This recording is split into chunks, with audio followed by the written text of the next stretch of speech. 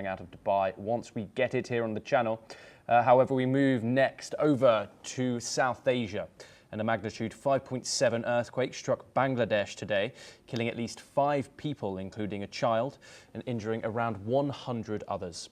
The epicenter was in Narsingdi, around 40 kilometers east of the capital of Dhaka, where buildings were damaged and residents rushed into the streets.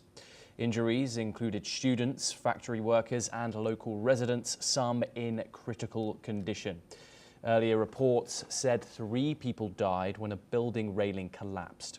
Tremors were also felt in eastern India, but no major damage was reported there.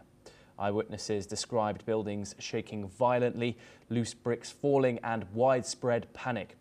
The Bangladesh government is closely monitoring the situation and has directed emergency and rescue operations to assist those affected.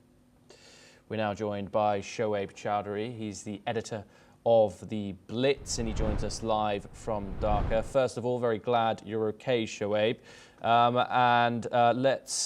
What more can you tell us about this? Bangladesh has recorded 5 deaths now and 100 injuries. What do we know so far, if you have any other information from Bangladesh about the severity of this quake? Thank you very much, Thomas. Until now, the number of deaths is 7 and injured is 100. And the death took place in Dhaka, Narsingdi, Gazipur and Narayanganj district. Until now, there is no major damage to the infrastructure in the country. But as you mentioned, that some of those injured are in critical condition and they are being treated in the local hospitals. And this 5.7 Richter scale earthquake in Bangladesh, which lasted for almost 12 seconds. And it was around 10:38 a.m. in the morning. Today, Friday, was a weekly holiday. So naturally, there were no people, most of the people were not in the factories and working places.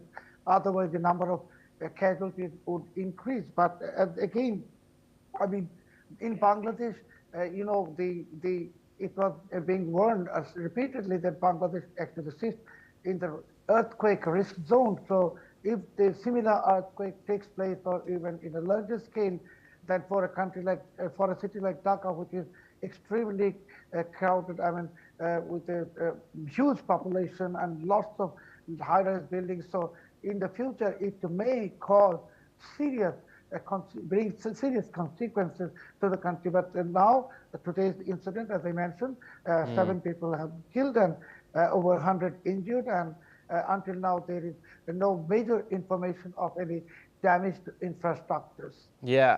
And Shoaib, just finally, quickly, we're running out of time. Bangladesh obviously sits in a high-risk seismic zone. Does this incident expose weaknesses in the infrastructure of Bangladesh, especially, of course, in these older and more informal structures in the country? Yes, you are correct. You see, the government has not taken, I mean, none of the government has taken any initiative for such a consequence, because as I say that if any earthquake bigger than this one takes place in the future, Bangladesh really may face a real devastation, which may be more than any other earthquake that we have seen in the recent years in the world. Shoaib Chowdhury, thank you very much for joining us here on the programme. A pleasure to get your insight on that. Now we move